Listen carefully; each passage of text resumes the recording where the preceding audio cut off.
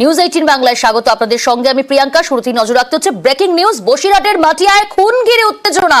মেয়ের সঙ্গে বিয়ে দিতে রাজি না হওয়ায় প্রৌঢ় খুন। রাতে মারুতিপুর স্টেশনের কাছে কুপিয়ে খুন করা হয়।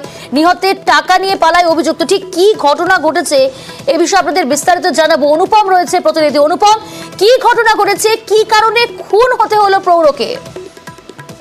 দেখো প্রিয়াঙ্কা, এই যে মাটিয়া থানার যে থোড়াপাড়া এলাকায় এখানে জব্বার মোল্লা নামে এক ব্যক্তিকে খুন করলো এলাকারই নাজিমুদ্দিন মোল্লা বলে এক যুবক। খুন করলো তার কারণ এই জব্বার মোল্লার পরিবারের যেটা অভিযোগ, এই জব্বার মোল্লার মেয়েকে বিয়ে করতে চেয়েছিল এই নাজিমুদ্দিন মোল্লা, কিন্তু সেই মেয়েও রাজি হয়নি বিয়ে করতে, এবং জব্বার মোল্লা সেও রাজি নয় এই নাজিমুদ্দিন মোল্লার সাথে বিয়ে দিতে।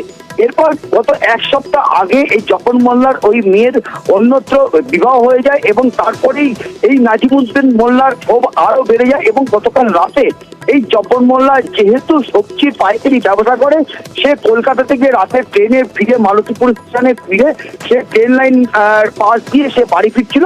এই সময় ট্রেন লাইনের মাঝখানেই তাকে এই নাজিমুদ্দিন মোল্লা তাকে ধরে এবং ধারালো অস্ত্র দিয়ে কুপিয়ে খুন করে। ঘটনাস্থলে চিৎকার চেঁচামেচি এলাকার লোকজন ছুটে আসে এবং এই নাজিমুদ্দিন মোল্লাকে সেখান থেকে তুলে বসিরহাট হাসপাতালে নিয়ে গেলে ডাক্তাররা মৃত বলে ঘোষণা করে। এবং এই মৃত্যুর খবর যখনই গ্রামে গিয়ে পৌঁছায় তখনই কিন্তু এলাকার মানুষ কিন্তু ক্ষোভে ফেটে পড়ে এবং এই নাজিমুদ্দিন মোল্লার বাড়িতে তারা গিয়ে হামলা করে, বাড়ির ঘর ভাঙচুর করে এবং এলাকায় কিন্তু যথেষ্ট উত্তেজনা তৈরি হয়। এবং এখনো কিন্তু এলাকা কিন্তু যথেষ্ট উত্তেজনা রয়েছে এবং এলাকায় মাটিয়া থানার পুলিশও কিন্তু মোতায়েন আছে যাতে কোনো রকম অপ্রীতিকর ঘটনা না ঘটে।